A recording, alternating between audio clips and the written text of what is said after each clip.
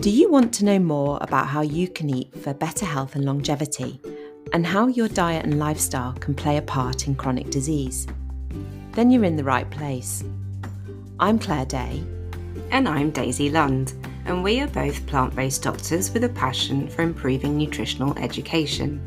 In this podcast, we will bring you all the latest medical evidence on how a plant-based diet can improve your health whilst being kinder to the planet and fairer to the animals that we share it with. Twice a month, we bring you interviews from experts in the field with a focus on an important topic related to plant-based health, all while sharing recipes and food ideas. So, welcome to In a Nutshell, the Plant-Based Health Professionals podcast. Okay, so this week we're welcoming a real expert in the field of plant-based health and a force for change in the UK and beyond, Dr. Shireen Kassam, consultant haematologist, lifestyle medicine physician, and most importantly for us, founder of Plant-Based Health Professionals UK. Hello, Shireen, and welcome. We're so delighted that you're here on our first ever proper episode of In a Nutshell. How are you today? I'm really well, thank you, Daisy, and hi, Claire, as well. And it's good to be on the show for the first time and for the first episode. Yeah, excellent. We're very excited. And so, we just wanted to know a little bit more about you first before we go into the more medical bit. So tell us a bit about yourself and your plant-based journey.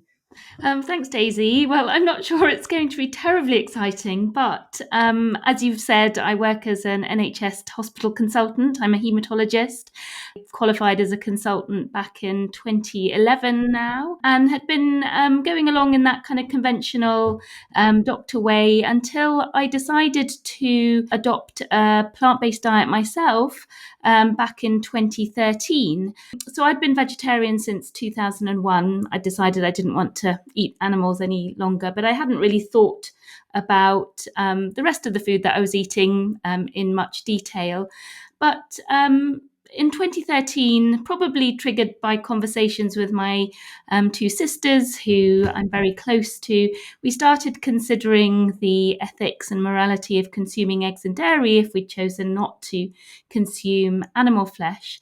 And suddenly it didn't really sit right. So we all became vegan in 2013. And then that led me down my journey of discovering the health impacts of a plant-based diet. It was really purely for selfish reasons. I wanted to know how to adopt a healthy vegan or plant-based diet.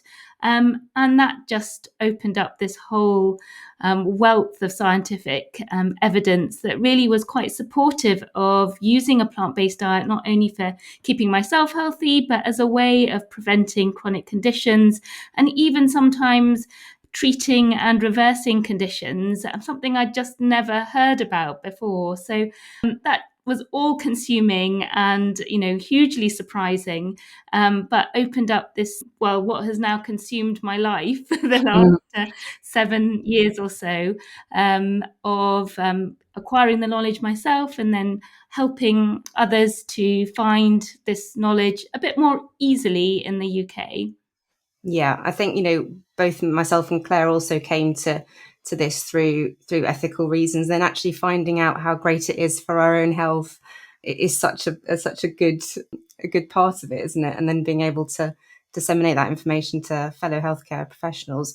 And is that why you set up Plant-Based Health Professionals UK? Can you tell us a bit more about how you came to that? Yeah, absolutely. So when I first was researching the health impacts of a plant-based diet, most of my resources were coming from the US.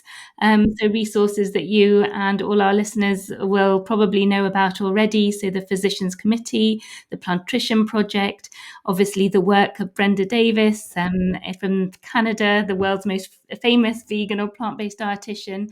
And it seemed that there was very little resource in the UK, and certainly very little in terms of resource in the healthcare curriculum that I could easily delve into. I mean, of course, the UK have been at the forefront of animal rights advocacy, but not so much in terms of using a plant-based diet for healthcare and maintaining good health, through all the life stages.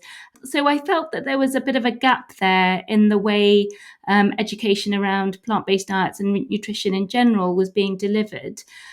so I thought, well, why not copy something that was being delivered well in the US? And I thought, well, the UK needed the Physicians Committee for Responsible Medicine here in the UK. And just as an aside, I guess, back in 2017, I finally sort of came out of my shell and decided to give a talk out in the open around the health benefits of a plant-based diet for people living with cancer, actually. And that was at London Veg Fest.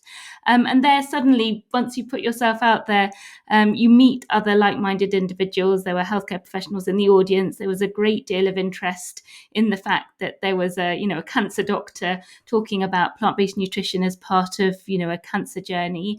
And I felt like there needed to be a network of individuals that were connected in some way so that we could learn from each other, support each other, and have this knowledge available throughout the country. That's amazing, Shireen. And you really have created an amazing network of, how many members do you say, over? Well, we're nearly 1,000, actually. 1,000 members. Thank you. I think that's been the real pleasure, is connecting with so many people. And as you know, this organisation is not just for health professionals. It's for anyone who's interested in using plant-based diets and nutrition to improve their health and those around them. Yeah, absolutely. I think it's, you don't, as you say, you don't have to be a healthcare professional to join, and also to have a look at the website, because there are so many resources that are really very sort of accessible and easy to understand. And things like the fact sheets and the swaps and various ideas for, people who are not healthcare professionals, and put very simply and effectively, I think. So it's really fantastic organisation, and we're really happy to be part of it and doing the podcast. Thank you. And going back to, you mentioned about the evidence and what you were researching with the American side mainly, and sort of creating a UK-based initiative. We do know that you do a lot of work actually in summarising the evidence for us as members, and every week you sort of summarise quite a lot of the important literature.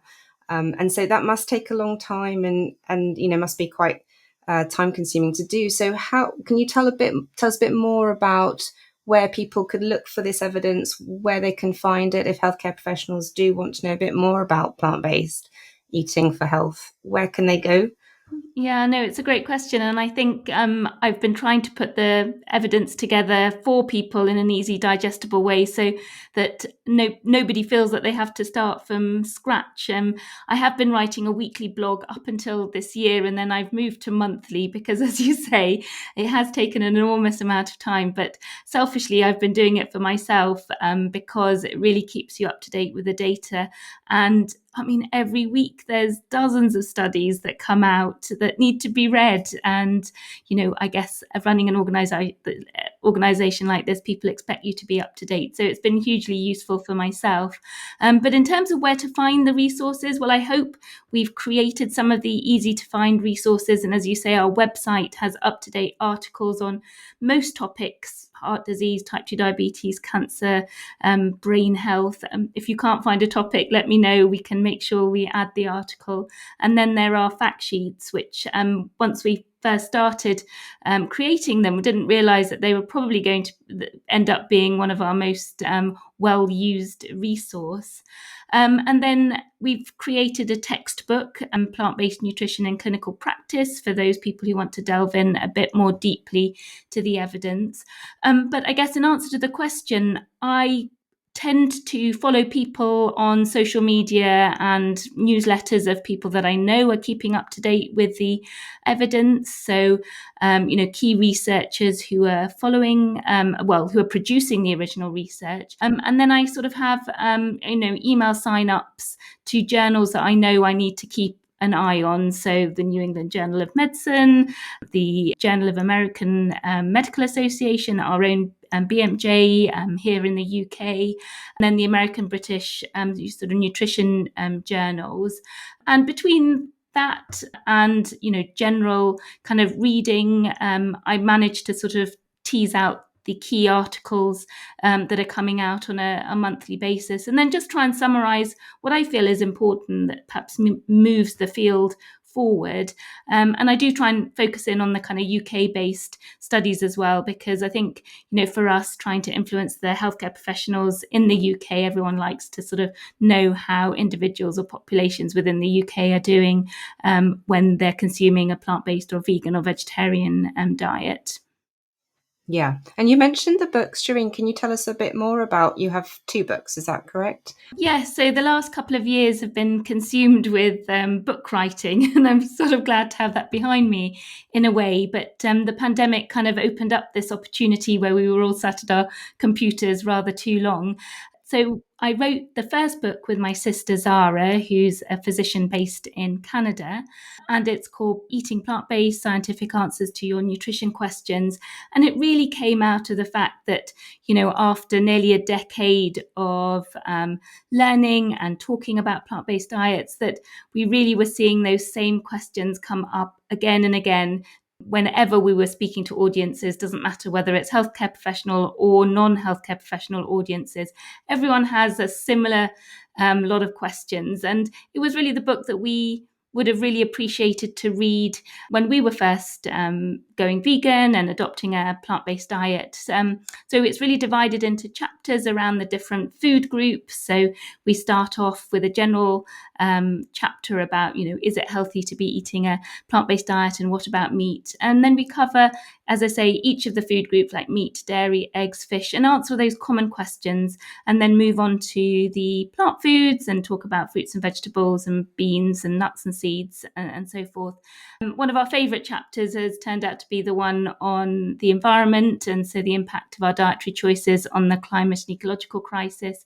And at the end, there's a few, questions that weren't covered, and some reminders of the overarching power of a plant-based diet and how it might influence one's own practice, both professionally and personally. So I hope that's filled a gap in the kind of book market, which is quite busy at the moment.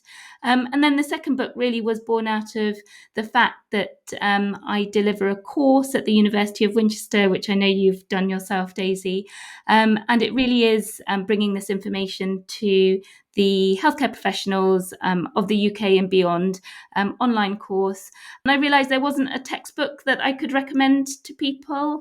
And so again, with my sister as co-editor and our friend and colleague, Lisa Simon, who's a registered dietitian, we've edited this clinical textbook that we hope can be adopted by all sorts of healthcare practitioners and within healthcare curriculum as well, that covers the sort of real science in more depth than the first book. Oh, they're both excellent resources, and we'll put them both in the show notes as well, so listeners can link to that. I just want to ask you a little bit about the climate chapter. You mentioned that was your favourite. Can you tell me why that is? Well, I think probably starting out, it's not something that I was reading about so avidly. My interest had really been about the health impacts of a plant-based diet. And we did, of course, in both books want to include the wider benefits to the planet, to society, to the animals, of course. And yeah, just delving in a bit deeper into how the food system is impacting all our health in that sort of one health approach. It's really adversely impacting the planet, the land we live on, the water we use or rely on, the air we breathe, and of course the animals as well, through issues that we create, such as antibiotic resistance and the risk of pandemics through the way we raise and use animals for food. So that really felt like I was learning something new, and it felt equally as important as the impacts on our individual health. Yeah, absolutely. Because I think, human health and planetary health are so interlinked, aren't they? And we're just beginning to understand more and more about that. So it's great to have a chapter on that so people can read all about it. That's fantastic, Shireen.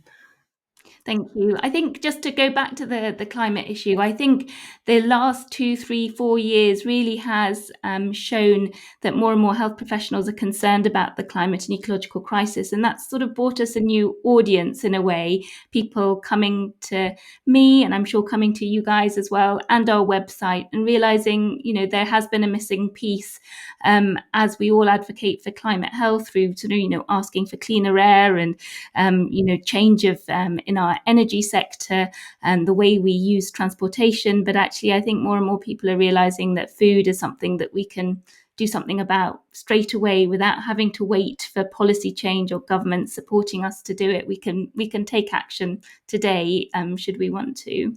Absolutely, because it's something we take action in, 3 times a day, if not more. We are eating, multiple times a day, and you don't have to wait, 5 years to buy your electric vehicle or get your solar panels. You can do this right away, which is, it's very empowering. And actually, I think for me, as someone who does worry about climate change and, the future for my children and grandchildren, etc., you think, I want to do something. I want to be active immediately. And what can I do?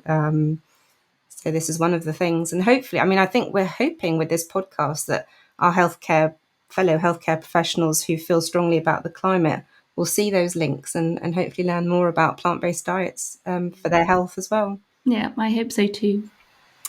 Yeah, on a slightly different note, you are an NHS doctor, and a lot of people listening will also be working for the National Health Service. And I wondered if we could find out a bit more about how your own journey has changed the way you practice in the NHS. And what I'm thinking about are the sort of things that you feel able to communicate at the moment with patients and colleagues, and whether you feel that you have to sort of get permission to talk to them about things like diet. So I think my practice is probably different from the two of yours in primary care, because I'm seeing people at the point of their cancer diagnosis, when I'm quite lucky in a way that people ask me pretty much in the first consultation, what can I do? What should I eat? And actually, it's embarrassing to think back to most of my career when I was giving very generic advice. And some of my desire to learn more has been driven by the fact that I felt uncomfortable that I couldn't actually give an evidence-based answer to a lot of the questions my patients were asking me outside of obviously their initial kind of cancer treatment, of which, we all become very expert in. And so I think my life's a bit easier because most of my patients ask me, and if they don't, it's usually their family member or friend who's come in support, ask, what can I do? What shall I eat? So I finally feel that I can give, clear guidance. And I also feel that I don't need to hide the fact that I'm plant-based or vegan, because actually when it comes to cancer and probably a lot of clinical guidelines, the recommended dietary pattern is one that's based around healthy plant foods. So the World Cancer Research Fund says eat a diet rich in beans, whole grains, fruits and vegetables. To all of us here speaking today, that equals a whole food plant-based diet. What you do around the edges comes down to a personal choice, but the key foods that are going to support people through their cancer journey and beyond are the healthy plant foods. So I feel quite empowered now, having the knowledge, the guidelines to support, and yeah, helping my patients hopefully to make some small changes. And of course, diet, as we know, is just one piece of the puzzle. There's so many other healthy lifestyle behaviors and habits that I can talk about and that patients are interested to learn about. And yeah, I do gauge to see what people are most interested in and what I feel that they may be able to do, because of course everyone's social financial circumstances can be different. So yeah, and at times when people don't ask, I do sort of raise the issue of, do you want to talk about what you're eating, or whether you can add some physical activity to your diet. But as I say, most of the time my patients ask me. Right. Thank you. And, obviously a lot of people listening will just be at the start of learning about plant-based things. And it's lovely when you know a topic inside out to be able to give patients advice. But what would you advise people who maybe think, I think I should be saying something about this, but I don't know what I'm going to say if they ask me more questions? Are there any sort of really basic things that people who aren't so confident could start to do with patients? Yeah, I mean, I think the things I talk about the most with my patients are really the common sense, public health messaging that we all intrinsically know, even if we don't use every day. And I think we do have to realize that vast majority of our patients are so far away from any sort of ideal or good quality diet that even some of those really basic messages to get into the consultation is really important. You don't have to have any high level of knowledge. I mean, of course, sometimes patients are themselves very knowledgeable, so you might need to point people to these resources. So I think you just need to have the very general basics of which you can find from our website and all the clinical guidelines, and just being familiar with something like the Eat Well guide will help shift your patients to a healthier diet. I'm sure of it. And then just having just maybe an A4 sheet of paper where you've identified some key resources that are relevant to your patients can be a really great way of relaying some information. I'm always recommending books depending on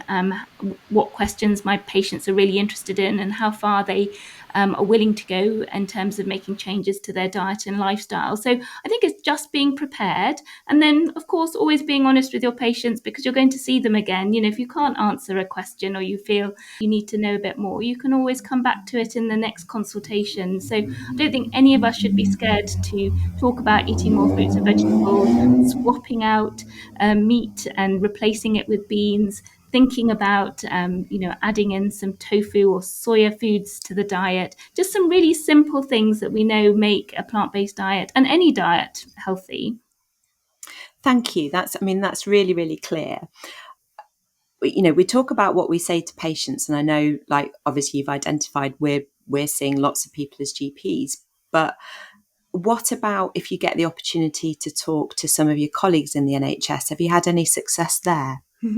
Well, that's really varied, and I think I have seen the conversations change over the time, over the last decade, to be honest. And, when I first started out in this, you know what it's like. You learn all this information and you're dying to share it with people. And you start talking about it constantly. And then your colleagues are just like looking at you as if like, well, how is this relevant to me? And it's funny, I share an office with a really dear friend of mine, Debbie, who's just quite the opposite of what I am. So she'll sit there eating her ham sandwich as I'm tucking into some beans and salad and what have you. So I haven't had much influence there. But it's interesting because people actually realize that regardless of their personal choices and behaviors, that there is merit in adopting a healthier plant-based diet. But as I say, I think the conversations have changed over the last decade, and I think the pandemic has opened up new conversations around how we live on this planet. And so the last 2-3 years, really, I've had the opportunity to do numerous grand round presentations at my own hospital and various hospitals around I was going to say the world, but actually probably just the UK, because Right. these presentations are all on Teams, and they've really have sparked some new conversations. And at King's College Hospital, we've also have quite a supportive executive team now and a sustainability lead who is quite sort of pro plant-based. And our King's strategy now clearly states that we'll be moving to a plant-based food environment and progressively removing processed red meat from menus. So that's something that I never thought I would actually see written in a hospital strategy, let alone being allowed to run campaigns such as No Meat May and Veganuary. So I think there are some positive changes. But again, like with all these conversations, I think you need to gauge whether somebody's ready to hear the information, and that takes a little bit of practice. Yes. That sounds all very positive in terms of where you work. Do you think we're winning then in terms of getting the NHS backing for the whole food plant-based messages? I think we need a lot more work on a higher level government policy to really get this embedded into the NHS, such that every patient accessing the NHS would clearly understand what a healthy, climate-friendly diet was. But I think the positive things are that at the grassroots level, patients are interested. individuals like ourselves are delivering the plant-based message to our patients. And we all have great, heartwarming stories of patients regaining their health who are then going on to be advocates in their own communities. And we've seen pop-ups of, community kitchens and cook schools and meal delivery services, making all this sort of plant-based knowledge a bit more accessible and obvious. And, as much as I sort of try to stay away from it, and you can't miss the plant-based message now in the supermarkets either. So I think in general, as a society or the public, we are more familiar with the terms. And I think, people are not surprised to hear that, plant-based diets are healthy and we need to eat more plants and move away from animal foods. But yeah, I am really waiting for that really high level endorsement from the leaders in the NHS. And I think that's what we have to ask for or demand, really, because it's not about just our own health. It's about, the health of the planet we're living on too. Right, thank you. Shireen, just going back to sort of a one-to-one level, as GPs, I have patients who tell me they're not ready to be fully plant-based. They don't want to give up certain things. What would be sort of quick wins? What would be good swaps that I would, in a quick 10-minute consultation, be able to get in, do you think? Yeah, no, that's a great question, because I have to do the same. Time is not my luxury either. And, the things that for me, as certainly as a cancer doctor, but also applies for other conditions, is really getting rid of the processed meat and the red meat. We know we're eating too much in the UK, and actually most of the red meat consumed is processed meat, which we know is a cause of cancer. So I always talk to people about, just try and swap it out. I mean, I tell people to aim for swapping it for beans, but I know the UK public are not great at eating beans unless they're the baked beans you find already made up in a tin. So anything would be better than red and processed meat. So that's always my first sort of recommendation to patients.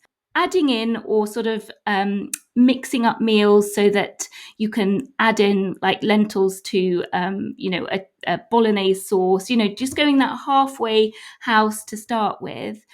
And then I suggest to people that they should discover soya, because I feel like people haven't even tried to incorporate it into their diet. So I talk about swapping out some dairy for soya milk, fortified ideally, so that you get a like for like sort of calcium intake, and trying some tofu or tempeh or any other sort of minimally processed soya edamame beans.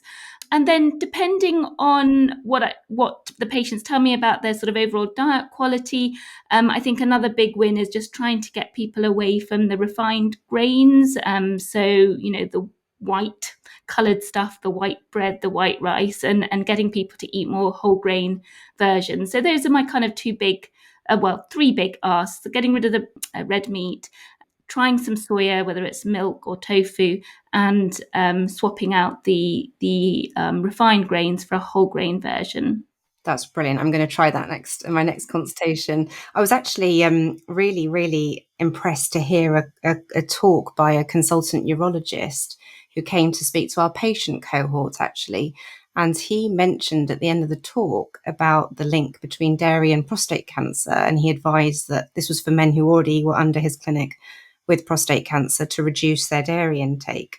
And I made me think, actually, whether as a specialist, as you say, patients come to you at a point where they already have the diagnosis.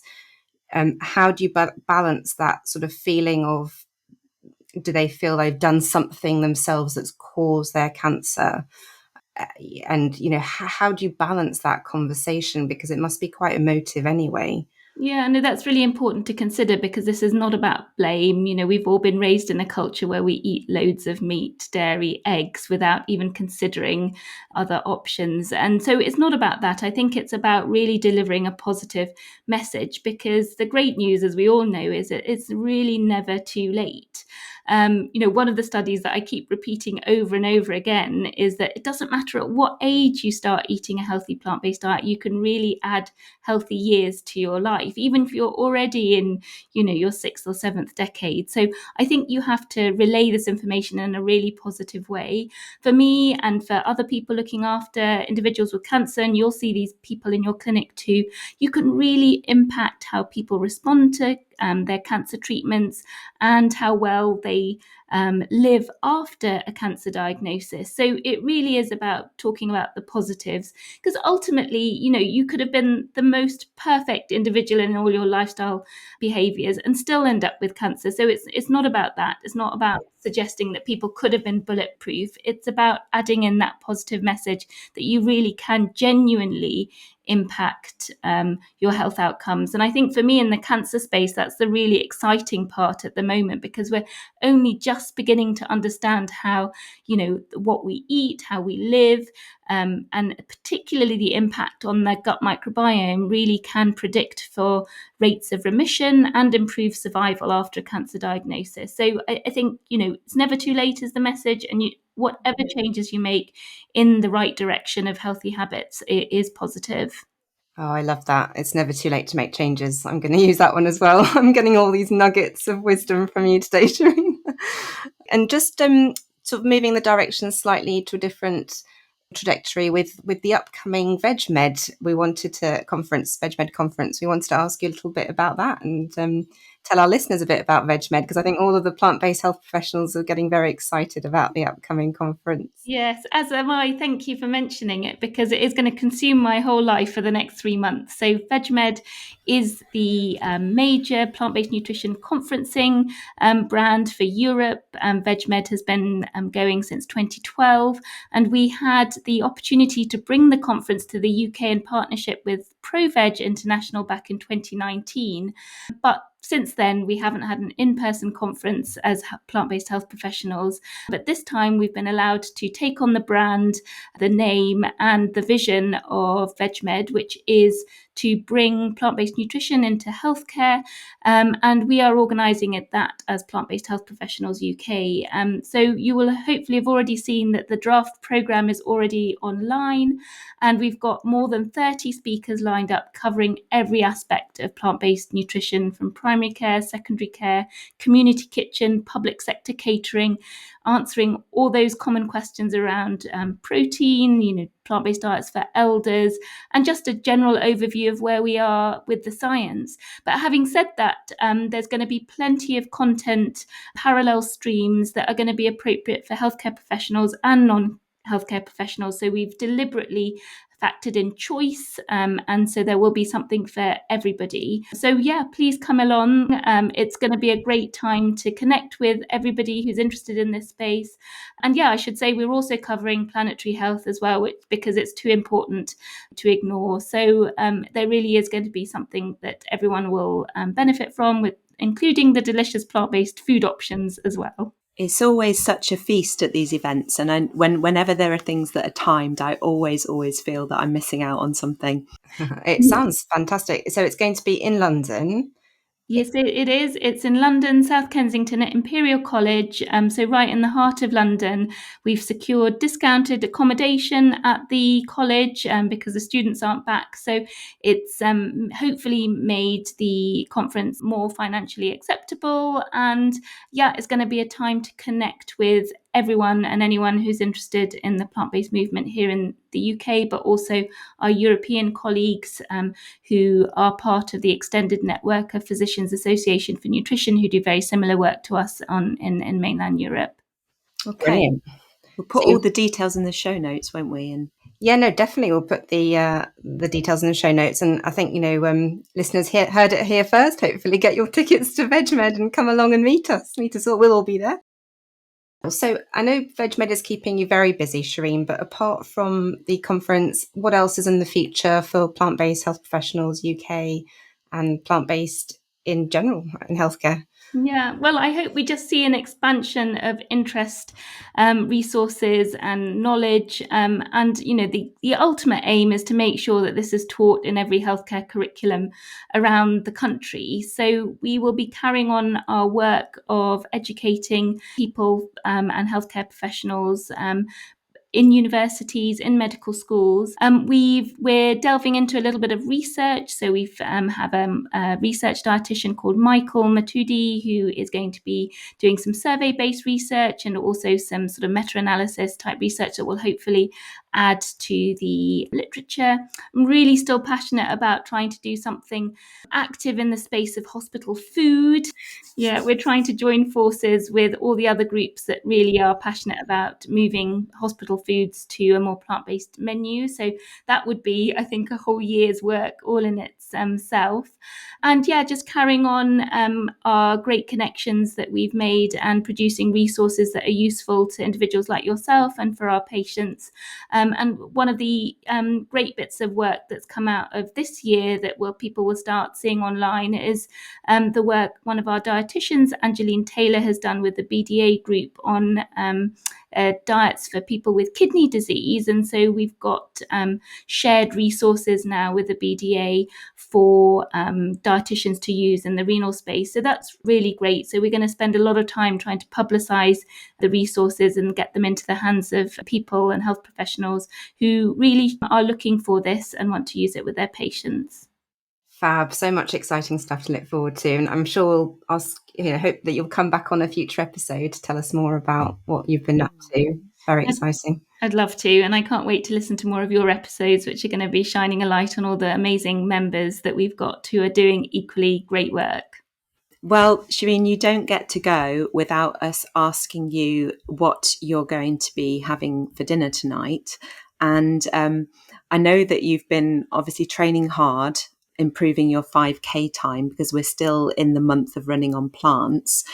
So can you tell us about what tonight's dinner plan is?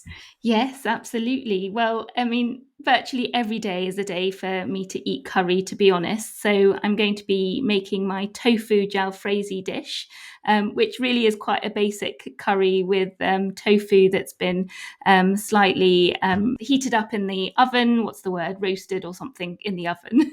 But with just a basic curry sauce with lots of cumin, coriander, garam masala, chili, of course. And yeah, tofu. And I always add in a handful of greens. So I can't remember what I've got in my fridge, but it will either be some kale or spinach with my brown rice. So it's a good all-rounded dish. And as I tell my patients, it needs to be a large portion. Absolutely. Yeah. And that's the thing to look forward to, because not a meat-sized portion. Yeah, absolutely. Our portions are all quite large. So getting running hopefully is going to help me burn off some of those calories. That's great. I mean, tofu is so versatile, though. It works really well in a curry. It's very tasty. It really does. Yeah, absolute favourite. Claire, what are you having, just for a bit more recipe inspiration?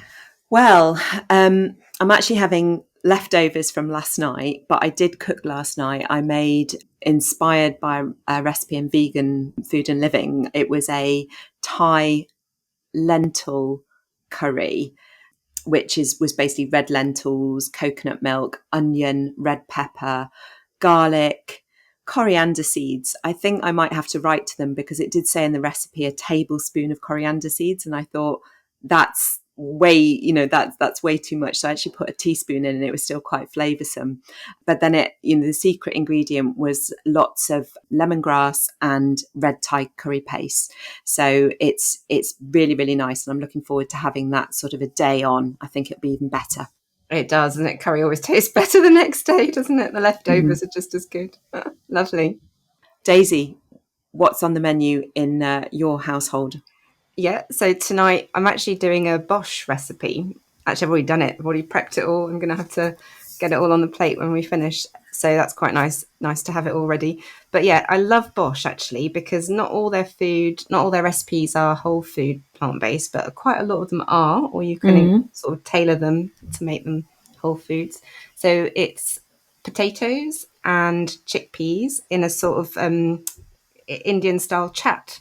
So it has it's all roasted, and then you scatter on coconut yogurt, you scatter on pomegranate seeds, coriander, lots of spices. It's just beautiful. It's all roasted, and it just all sits on top of each other in a big mountain of glorious food. I'm a real foodie, Shireen. Yeah. Oh, very good. It's funny, we're all having curry. Well, it's the way to go, even though it's like 30 degrees outside. It is a hot day. Yeah. That's exactly what I was just thinking. The hottest day of the year, and we're inspired by curry. Well, yeah, so thanks so much for coming on, Shireen, and we look forward to welcoming you back for another episode soon. Thanks very much, guys. Shireen.